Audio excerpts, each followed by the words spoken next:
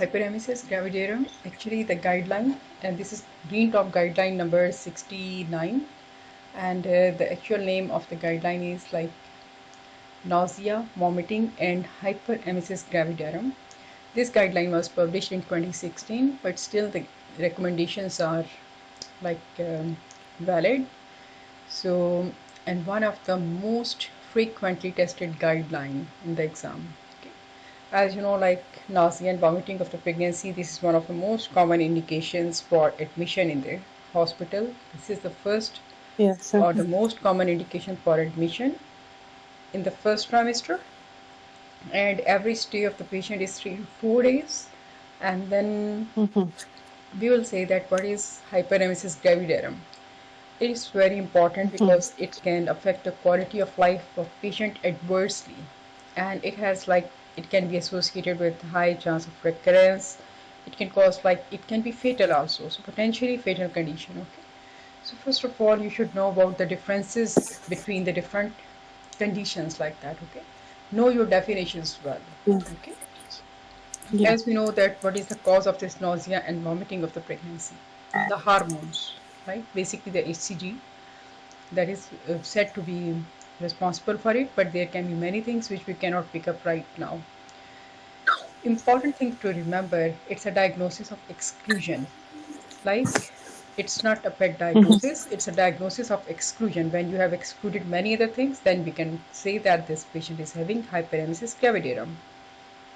So symptoms of nausea and vomiting, their incidence is almost 80% in general population, like the pregnant women. 80% will have some complaint. Hyperemesis gravidarum, its incidence is 0.3 to 3.6%. That is the point, okay? Recurrence, it is going to occur in 15 to 80%. That is one point, okay? And the reported hyperemesis gravidarum recurrence rates, they vary from 15.2% self-reported. Like the patient is coming with these complaints, okay? And then we are testing that by objective testing, and then we will say that it is actually a recurrence or it is not, like that, because there are specific criteria for fulfilling it. So you should remember that if pregnancy is with a new father or paternity has been changed, then 10% recurrence risk. So with the same father we are having the pregnancy, then the chance of recurrence is 15 to 80%. So chance will decrease with that new partner. How do we diagnose it? So when no other cause of nausea, vomiting, or pregnancy found, then we will say that this is hyperemesis gravidarum. If present at 10 plus 6 weeks, then we have to consider alternative diagnosis. Typically, it starts at 4 to 7 weeks. Peak incidence and the severity at the 9th week is observed. It resolves by 20 weeks in almost 90% of the pregnancies. And then there are certain points which are essential for the diagnosis. So there should be a triad, they should be able to fulfill this triad of symptoms like 5% pre-pregnancy body weight loss.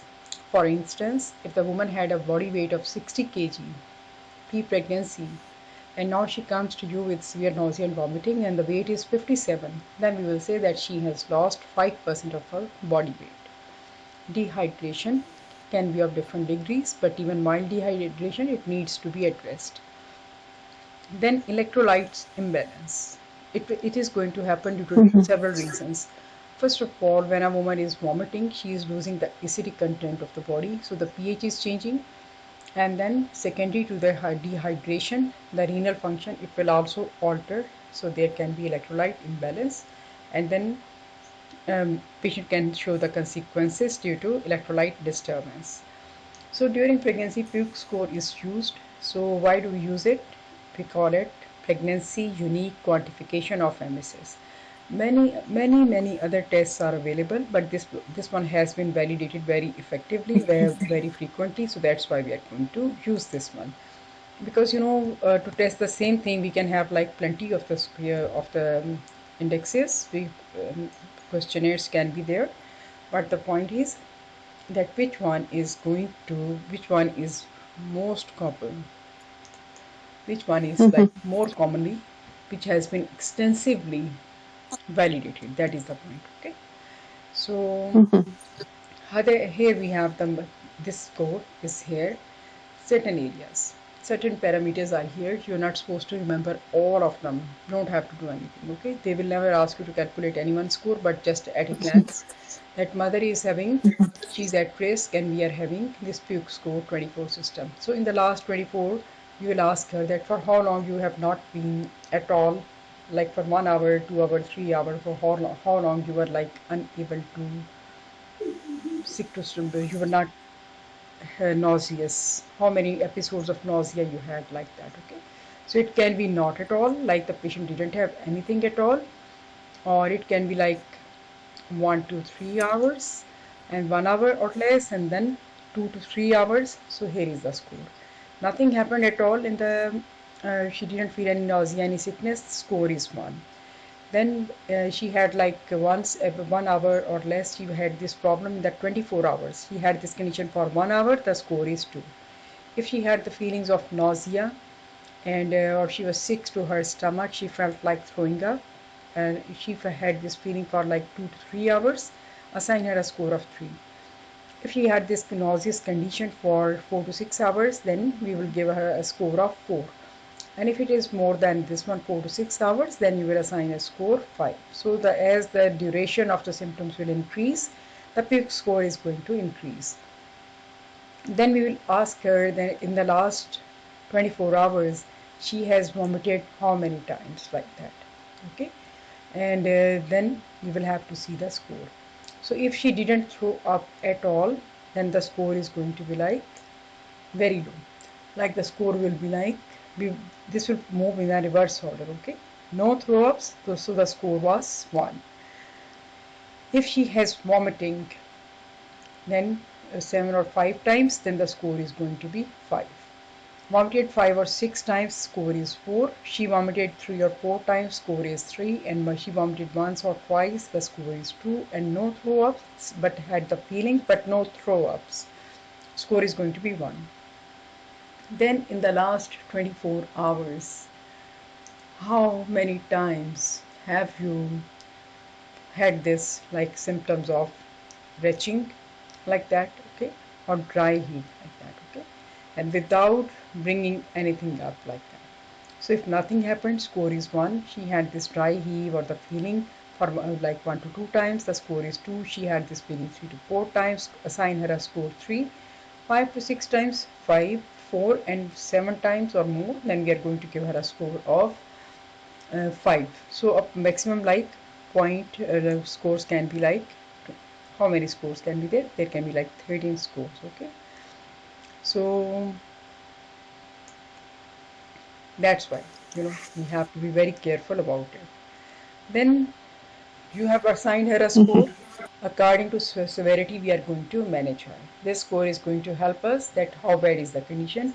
So actually you don't have to remember it because these are on the printed forms, so they can be taken out like very easily, like that. Okay, so that is the point. That is the point, that how we are going to ask this patient these questions. These are important because she is having just dry heaves, she is not producing anything, so the score is there. So maximum score can be 15 and minimum can be like 3 can be there. Okay, because you can see there is no score of 0. So if they tell you that the score is 0, so it means that the condition is not there to begin with. Initial assessment and the baseline examination investigations are very important. Take history, perform an examination, and features in the history and the examination, they will help to assess severity of the HE as a guide to the further management. We need to have the baseline information because it will give you an insight that what to be done, and then according to the symptoms and the signs, you are going to monitor further therapy. Like in the history, previous history of nausea, vomiting, hyperemesis gravidarum, then we need to quantify severity using the puke score, like the nausea, vomiting, hyperventilation, spitting, loss of weight, inability to tolerate any food items and the fluids, then effect on quality of life.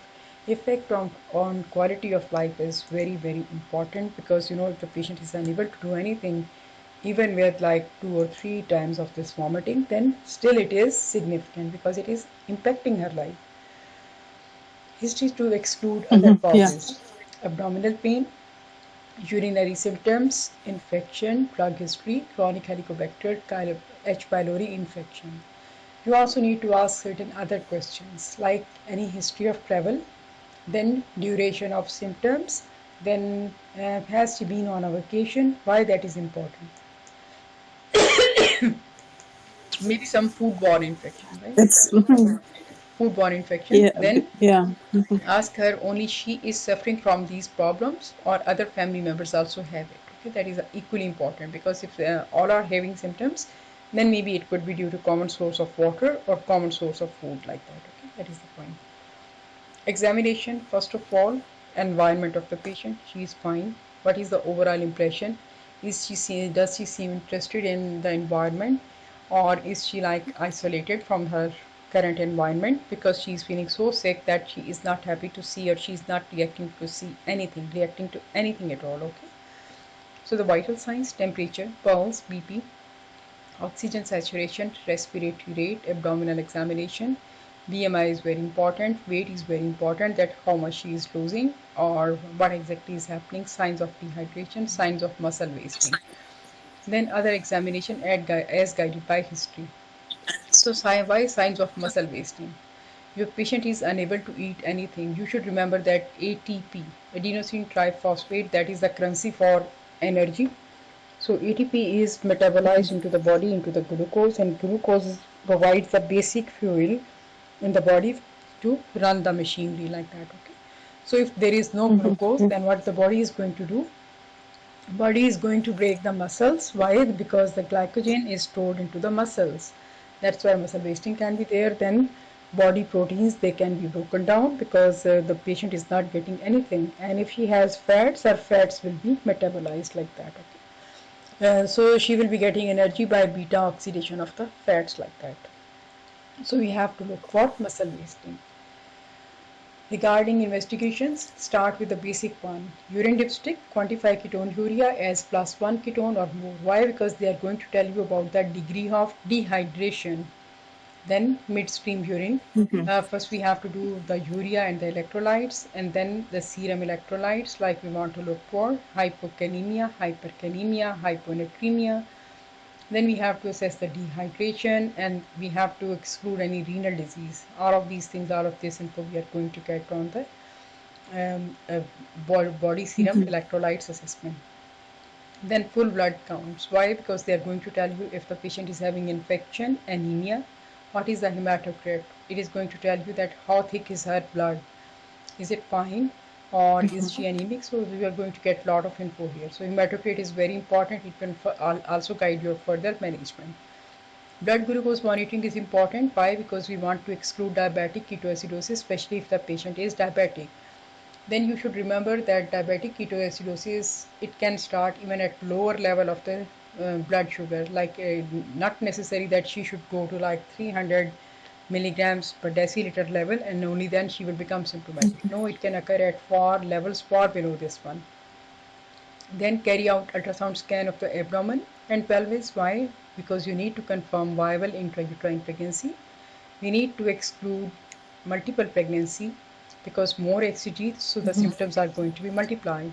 And trophoblastic disease, because here also plenty of HCG, human chorionic gonadotropin, beta unit, and which it can give us a clue about trophoblastic disease.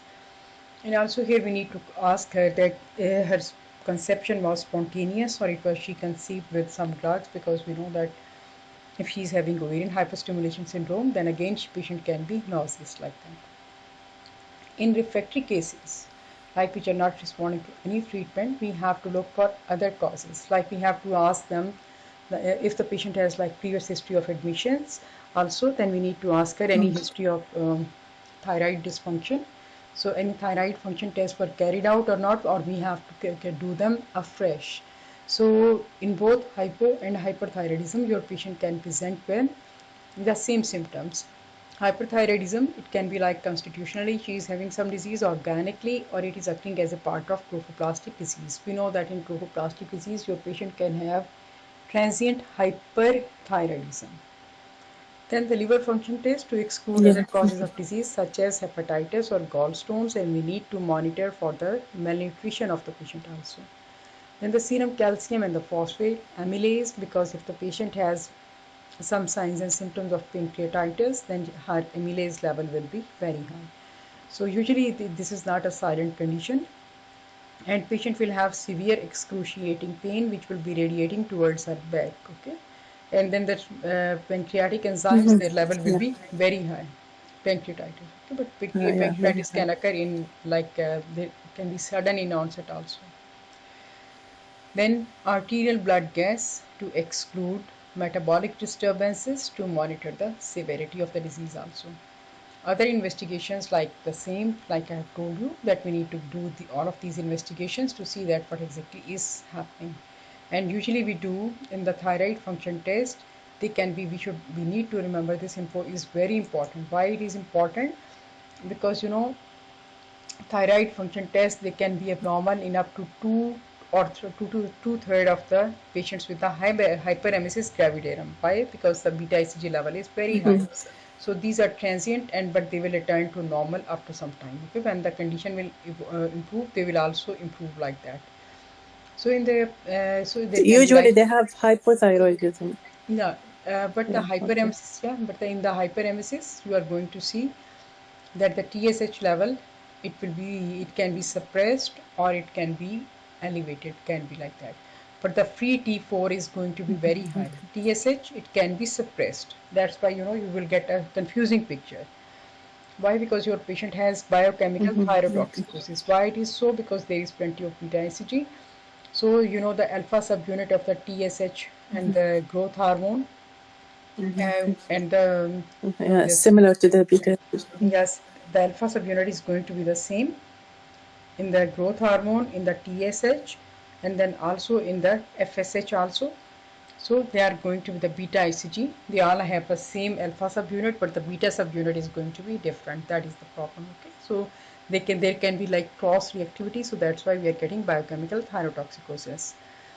Thyroid antibodies, sometimes they can be positive, but usually this condition will improve as the hyperemesis gravidarum will improve. So important point to remember, we don't have to give anti-thyroid drugs anything. Don't give it to anyone because the cause is different. LFTs, they can be, as the guideline says, they can be abnormal in up to 40% of the cases, and mostly the transaminases. Alkaline transaminase, it can be elevated, or both aspartate aminotransferase, that can also be elevated. Actually, these transaminases, whenever there is injury to the liver hepatic cells, then transaminases are going to be high. Bilirubin can be slightly high, but no jaundice. Amylase, it can be mildly elevated, but that is going to be non-specific unless clinical signs and symptoms are there, or amylase level is more than like 1000 international units, then you have to think about the acute pancreatitis. And all of these... In the electrolytes, could you go back please to the electrolytes? Is it all hypo? No, Hyponatremia, not all hypo.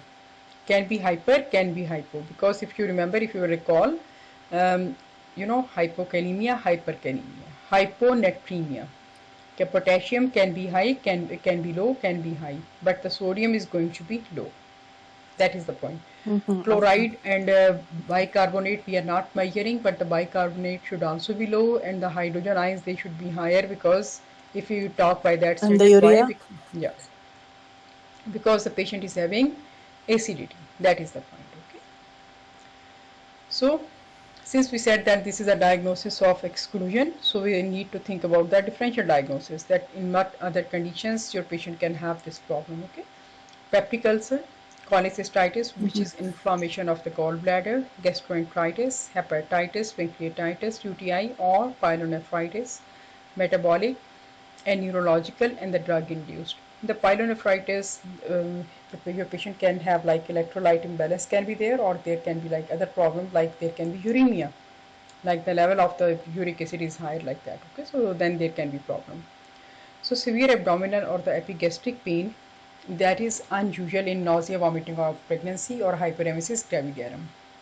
Because if the patient has like very high level of the serum amylase or the pain is severe, then you have to think about other disorders. So they will have they will give you the features of pain. Like appendicitis pain is going to be mild and vague and boring and the dull pain. So you have to think about it. Okay. If there is peritonitis, the generalized pain. Okay. Hepatitis is there, right upper quadrant pain. UTI pain along the back side of the back uh, side of the body wall, backache, upper rhinovertebral angle, tenderness can be there. Okay. Suprapubic pain, you have to think about cystitis. Left-sided pain, you have to think about some infection in the spleen, or it can be a referred pain from the stomach like that. So pay attention to the cues. Amylase, patient can have severe pain which is radiating towards the back. Another condition where the pain will radiate to the back, that will be dissection of the aorta, which can occur in Marfan syndrome, which is X-linked dominant disorder like that. Okay.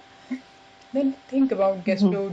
Yeah. That if the patient is having like severe pain, then we need to look for the pathology in the GIT. Then we should know that gastroduodenoscopy, it can be carried out safely in pregnancy. And chronic infection, then we have to test for the H. pylori antibodies like that. Okay.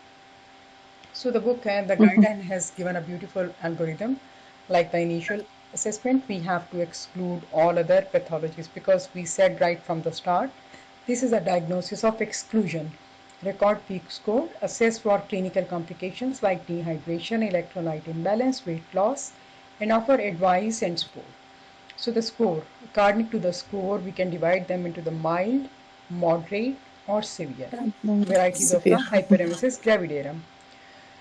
So if the score is like 3 to 12, then it means that, and the patient has no complications, then mostly we are giving antiemetics in the community setting. She will go to the midwife or she will go to the GP and they are going to give it to her. Then lifestyle and the dietary changes. Okay.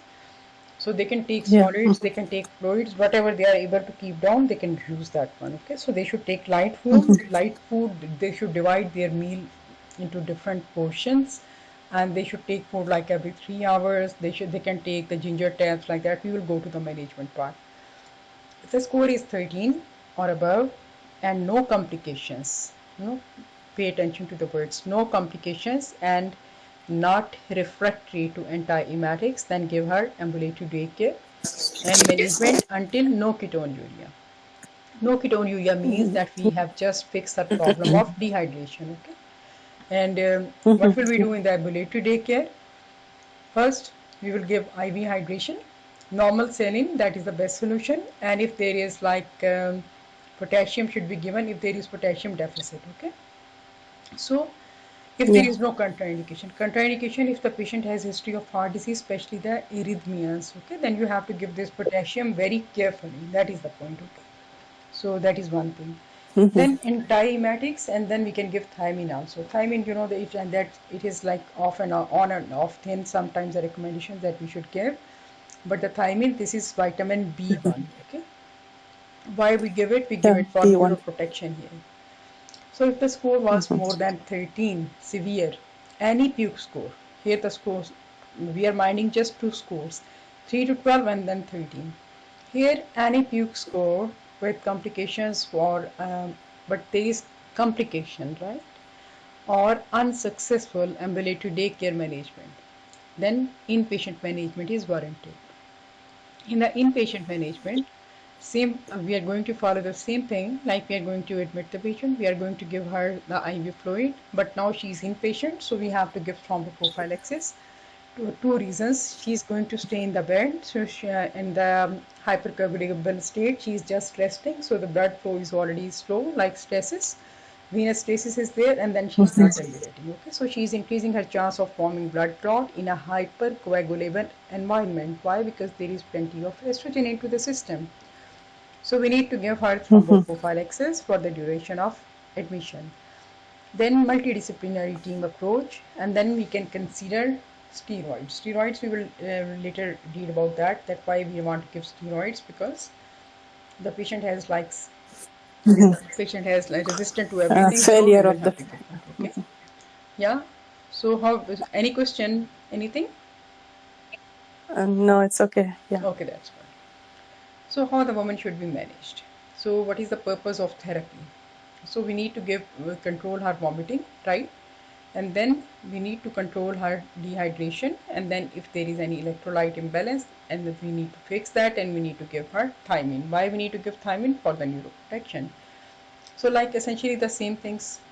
Low score, mild nausea, vomiting, managed with antiemetics in the primary care, but moderate. If the community management fails, then we can take her to the ambulatory daycare. Then consider inpatient if any one of these is positive, like she's having continuous nausea and vomiting, and she's unable to keep anything down, and even she cannot take these oral antiemetics. Then she has this continued nausea and vomiting. She has ketonuria and the weight loss of more than 5% pre-pregnancy weight despite antiemetics. Or if she has, we have confirmed any suspected pathology like UTI or antibiotic intolerance. So basically, if the patient has infection or she needs IV antiemetics, then this is an indication for admission. Or if she is not stable, then of course you need to admit her. Ambulatory daycare, it will provide parenteral fluids, vitamins, antiemetics. SPA question, which is the ideal IV fluid? So normal saline, which is 0.9% plus potassium, that makes the ideal solution for transfusion, for IV hydration. And then ambulatory daycare, the benefit is that patients are satisfied. Why? Because getting admitted to the hospital is also a stress trigger, right? So they feel more in control if they are stable. So usually in the ambulatory daycare and with the first line and with the antiemetics like metoclopramide, it is given very frequently into the outpatient setting, like 89.3%, or you can say like 90% patients, they will respond and they will feel better. That is the point. Okay. So if the patient has recurrent nausea, vomiting of pregnancy, and hyperemesis despite this ambulatory daycare management, then in that case we need to admit the patient, especially if she's developing like the electrolyte imbalance or she has this nutritional deficiency like that. Okay, so then what options do we have for the treatment? She has vomiting, so we need to give her antiemetics like that. Like the first line drugs are antihistamine and phenothiazines. They are very safe. Why? Because we have been using them for the last 60 years now. So we have ample safety data on these drugs. Then if she is not responding to one drug, then we can combine two drugs. And if the patient has severe or persistent hyperemesis, then in that case we can use parenteral or rectal route. They are more effective than oral. Obviously, if she is vomiting, then the drug is not helping her. So we have to change the route of administering the drug. So, but all of these drugs, they are going to affect these are anticholinergic drugs, so they are definitely going to have effects on the extrapyramidal system. So patient will have like imbalance can be there. Okay, then oculogyric crisis can be there with the eyes, like they are using phenothiazines. And if when we are giving them metoclopramide, then what will happen? So then she can have like extrapyramidal symptoms. So anytime your patient becomes dizzy, she's unstable, she has this any signs and symptoms of the any extrapyramidal symptoms, then we need to stop the drug and we will have to change it to another drug. Then the clinicians, they should use some medicine which they have been using before, and if one type of drug is not effective, then we have to give the second type of drug, and if the second type of drug is also not good, then maybe we have to go for combination therapy that is acceptable. Very important for you to remember different drugs. Why? Because in the exam they are going to ask you which one is the first line drug, which one is the second line drug, and the stuff. Okay, this is very important. Why? Because we tend to forget, because we cannot, how many things possibly you can remember like that. Okay, so but at least you should remember the names. First line drugs are cyclizine 50 milligrams per oral given intramuscularly or IV 8 hourly. The problem is that if you don't remember the drugs and how we are administering these drugs, then you cannot pick up the correct answer in So no need to lose one mark. Okay? So there is a one beautiful table given in the guideline, or you can just go through these notes. Cyclizine first Mm-hmm. line 50 mg orally, intramuscular or IV, but TDS or 8 hourly.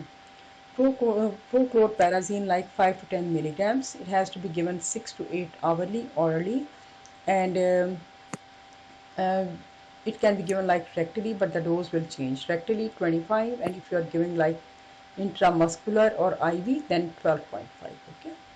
Then the promethazine, that is orally you can give like 12.5 to 25 mg, 4 to 8 hourly, and it can be given through any route. Luckily, the same dose. Okay, so you don't have to remember it.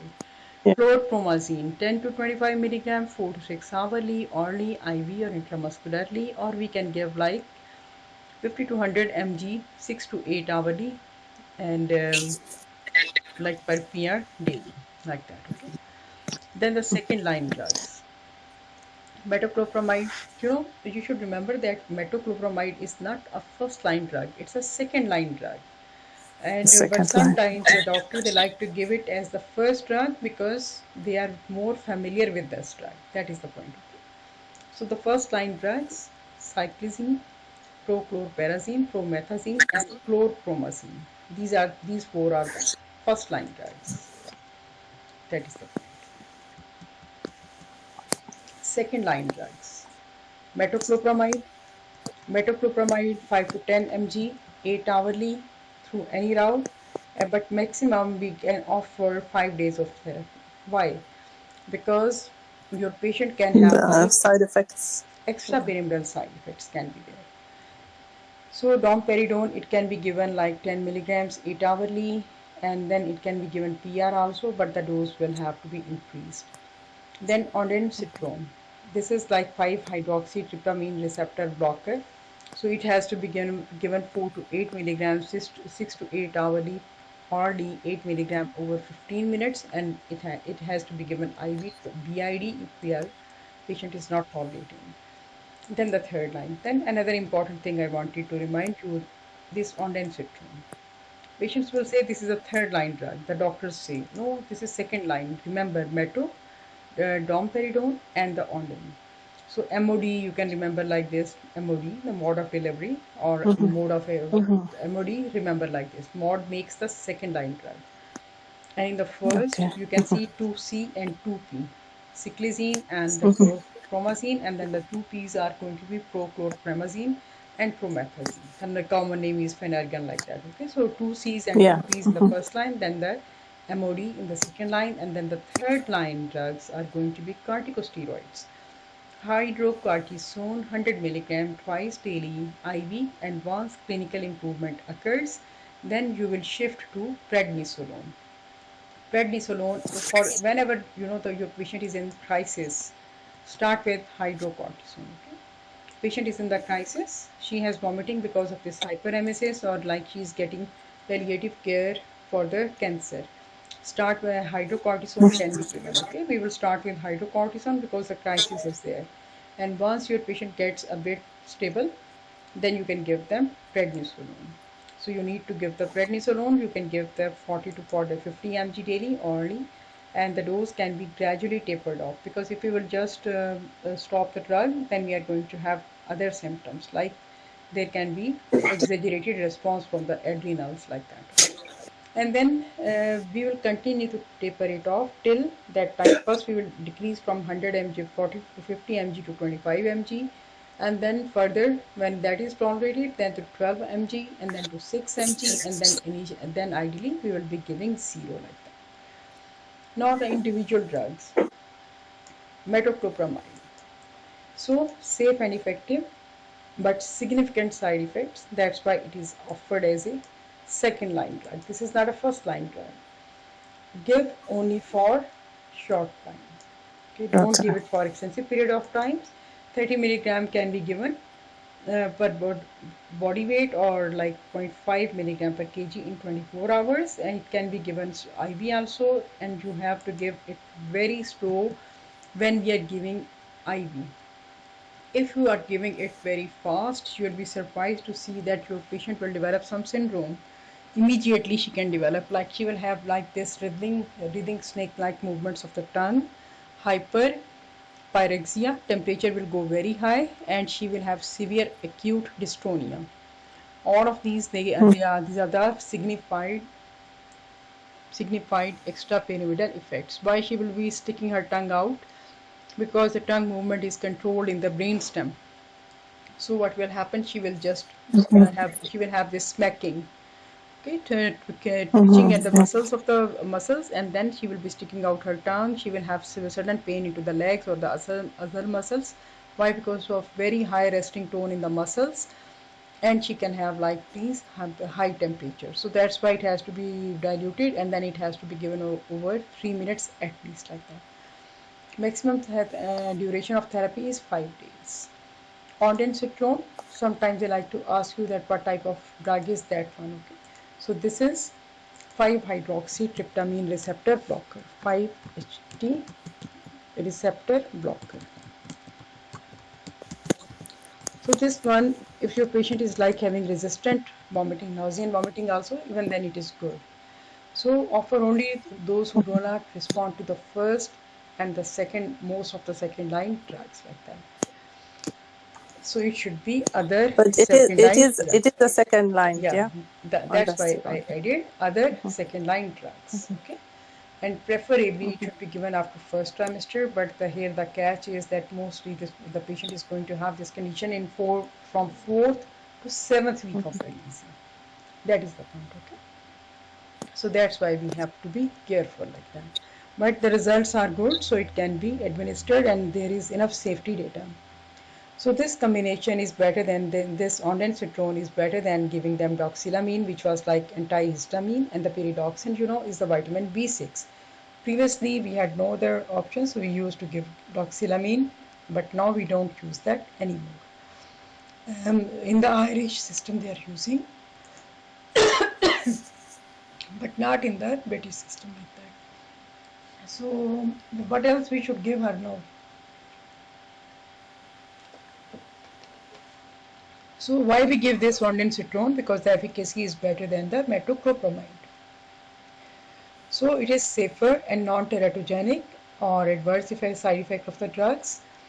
So that is safer. Okay, the other drugs are also safe and they are not teratogenic, like antihistamines like promethazine, the common Phenergan, cyclizine, cinnarizine, doxylamine, diphenhydrinate. Doxylamine is also antihistamine we can give, but now we have better drugs, so usually we don't give it. Like phenothiazines, like the prochlorperazine, chlorperazine, and the perfenazine. Then dopamine agonists like the metoclopramide and domperidone. These are dopamine agonists. Dopamine agonists, so where else we can use these drugs? And prolactinoma? They will cause, actually they can cause prolactinoma. They cause prolactin, Parkinsonism. Parkinsonism. Okay? In Parkinsonism, we are going to use these drugs because they are dopamine agonist, and in the Parkinsonism, we don't have any dopamine in the system. Why dopamine is important? Because it is a precursor of adrenaline, noradrenaline, like that. Okay, that is the reason. And what are these substances? These are neurotransmitters. That's why they are very important. Okay. So pyridoxine. Sometimes they will ask you what is pyridoxine. So pyridoxine is vitamin B6. That is the point. Where other? Can you name any other condition where we are giving this pyridoxine?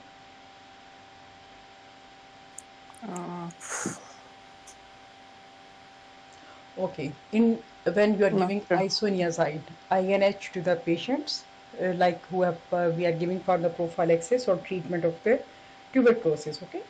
Then we give them pyridoxine. Why we give them? Because this is to prevent them from the neuropathy, which can be transient or which can be permanent. So basically, pyridoxine. It is not recommended for nausea and vomiting of pregnancy or hyperemesis gravidarum. So previously, like before 2016, we were giving plenty of this pyridoxine, but now the evidence has shown that it should not be given. So that's why we don't give doxylamine or pyridoxine. In the medicine is an ever-changing field, because one thing becomes more beneficial, then we use it. If we find any evidence of harm, then we stop using that drug. Okay, so self-elimination like that. It goes on all the time. Corticosteroids. They are offered when everything else fails. Rapid and dramatic improvement in women with refractory HE.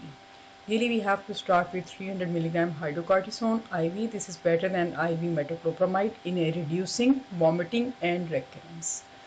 Recommended dose is 100 mg IV BID, then change to prednisolone 40 to 50 mg daily. On improvement, we are going to taper off to the lowest possible dose so that this is for the maintenance therapy. That is the point. Diazepam, not recommended because no benefit. Okay, so it will not cause any difference in the vomiting, but it is going to reduce nausea. Then what is the best rehydration regime? So the best rehydration regimen will be to give this patient normal saline plus potassium chloride in each bag initially, then guided by the daily serum electrolyte panel. We are doing this basic metabolic panel every day, so we can decide about it. Then no dextrose water unless normal sodium levels they have been regained. And thiamine has been given like 100 mg per day.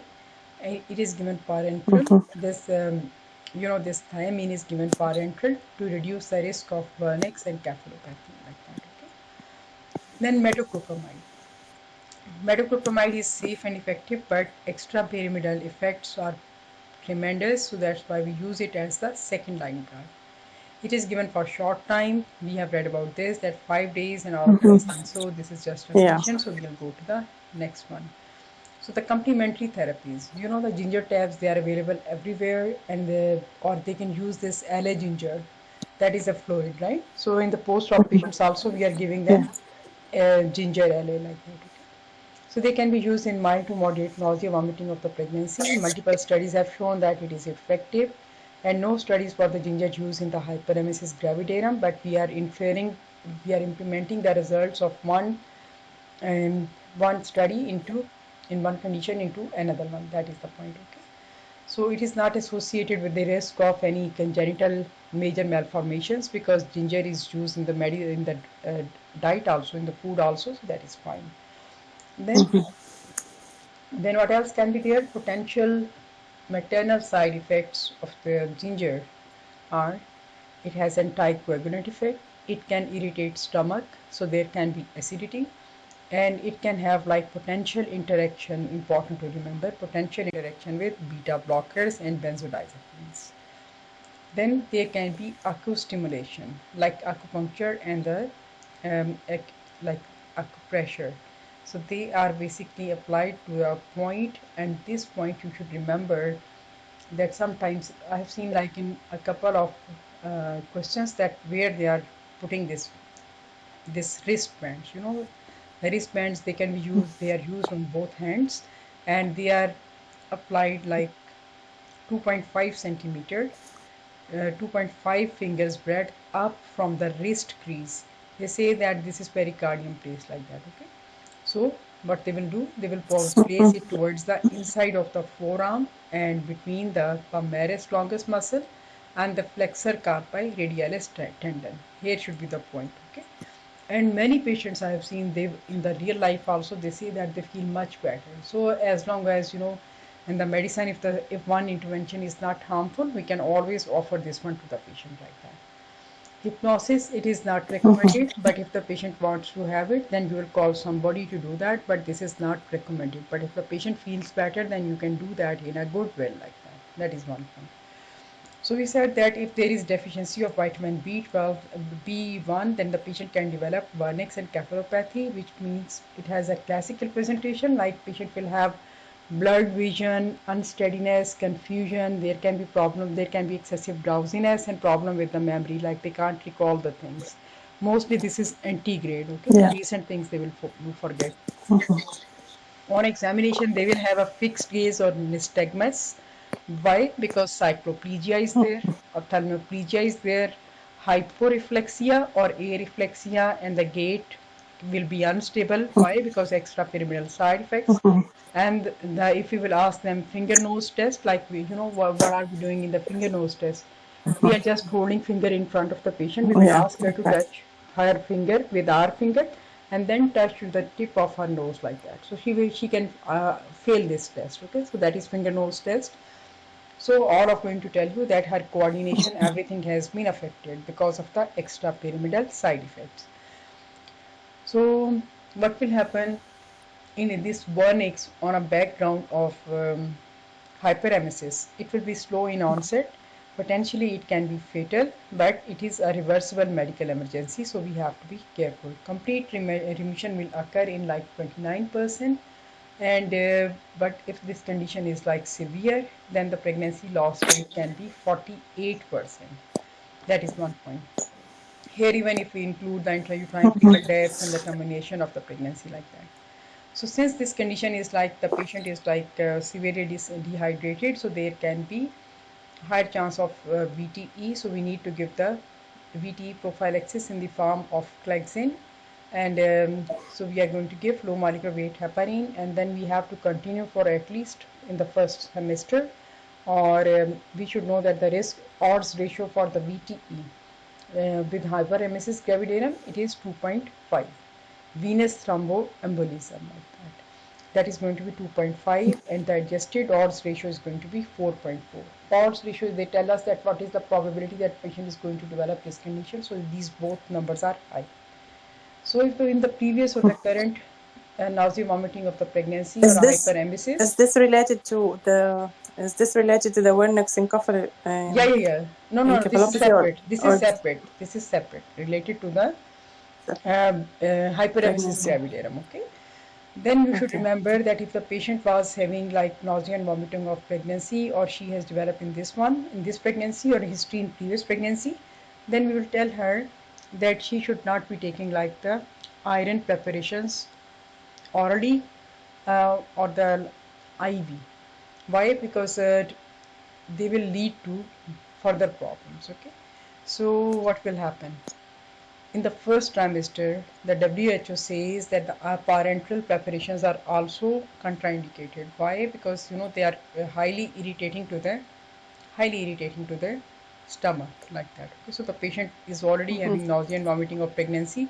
So if the condition is like highly irritating, then she is going to have more problems. That's why the parenteral stuff, it should not be given like that. So then this is the initial management, then ongoing management or the further management. Here the key word is multidisciplinary team. In the MDT, who should be there? Midwives, nurses, dietitian should be there, endocrinologist should be there, nutritionist should be there, gastroenterologist, then the mental health team should also be there, including the psychiatrist, and pharmacist should also be there. Why? Because he can guide the therapy, like which drugs are safer and which drugs we should be holding like that.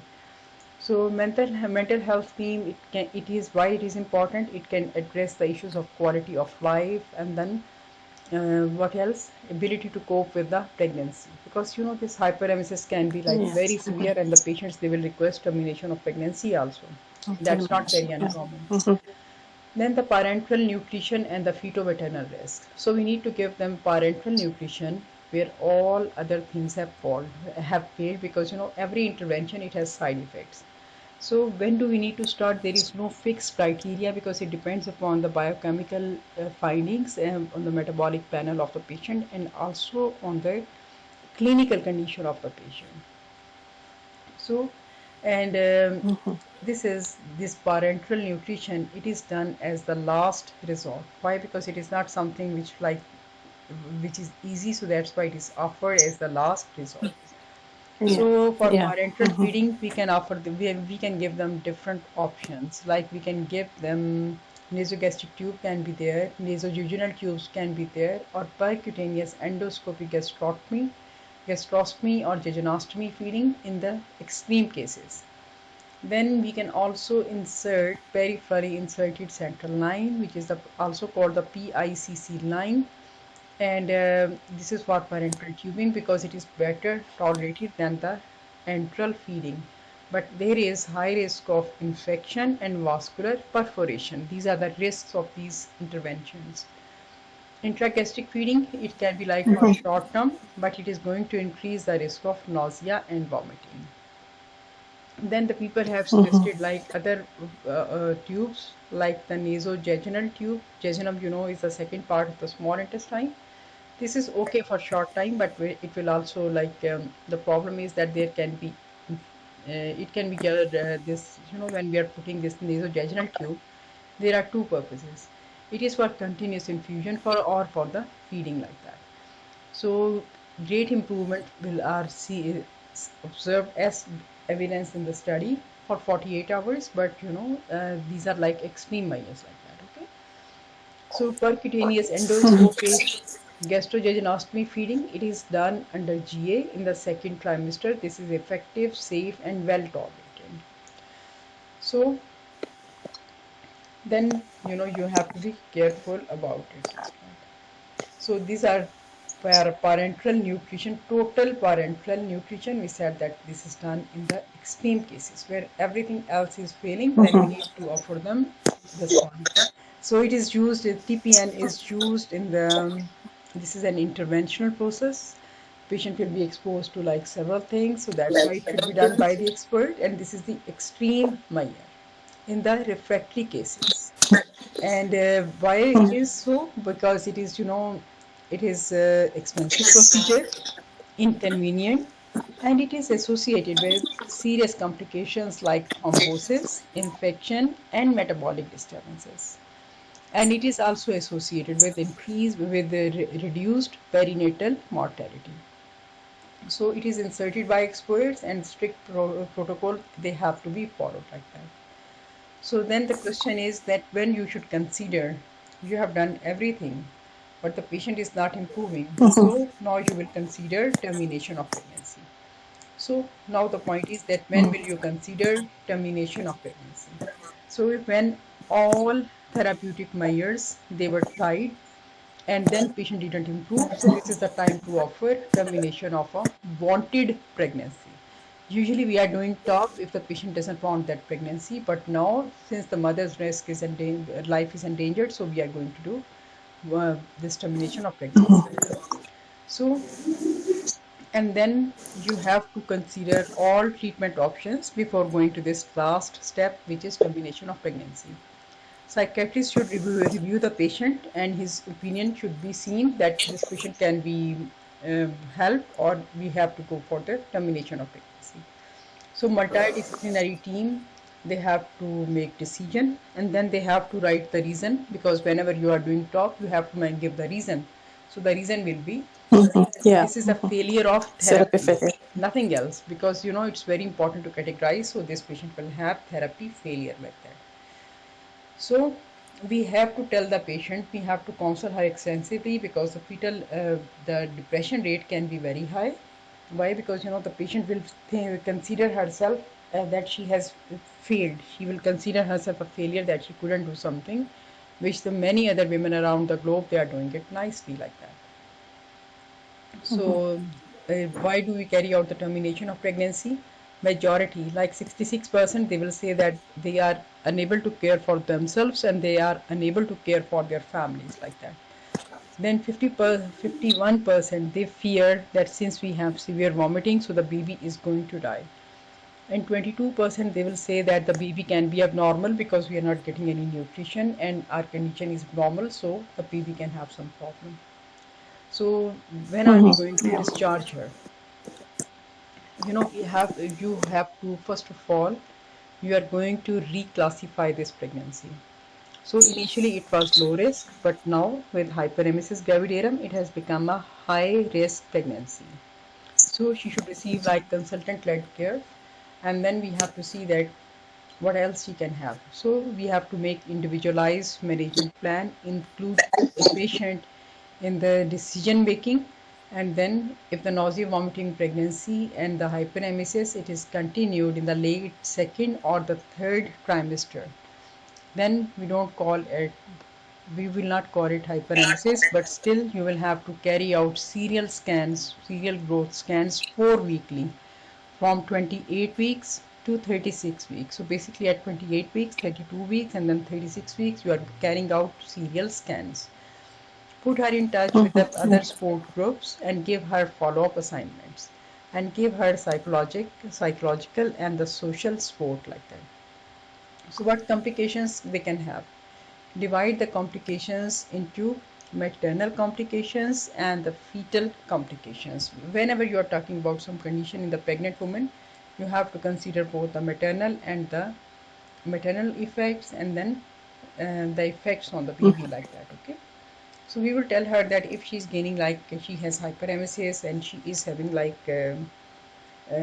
low weight gain, at least 7 kgs weight gain should be there, but instead of gaining that weight she's losing weight, then the effect can be that baby can be IUGR, so low birth weight will be there. Low birth weight means like less than 2500 grams, and at an increased risk of preterm delivery. So preterm delivery is going to pose its own dangers. If the patient has severe vomiting and it continues beyond 20 weeks of pregnancy, then it is associated with a very low birth weight baby, and the children, they are going to be like poor weight gainers. Okay, that is the point. So like if the patient is requiring repeated admissions, then 1 in 5 or like 20% of the children, they will have like they will be small for gestational age and low birth weight. So then the point is that what will be the effect of nausea and vomiting after the birth of the baby in the postpartum period. So you should remember, like we mentioned before, risk of recurrence 15 to 81%. Then it is going to affect the lifestyle of the patient and also the diet modification, then how we can carry it out. Antiemetics which are useful in the pregnancy, then it is advisable to reduce the nausea and vomiting of the pregnancy, so it is better for them. Okay, so then hyperemesis, we have to tell her that she is going to have in the current pregnancy, so she will have to make the dietary modification. So put her in touch with the dietitian to come up with the best plan for this pregnant life. So then what is the effect on the woman of this on the quality of life? You know, the quality of life is getting more and more importance. Why? Because it is affected adversely, because a person is unable to get and do anything like that. Then Yeah. like she's having 3 to 6 times, if she's 3 to 6 times more likely, if she has hyperemesis gravidarum, then she's 3 to 6 times more likely as compared to having regular nausea and vomiting of pregnancy, the low quality of life. So persistent nausea and vomiting, then it is also going to affect adversely the quality of life.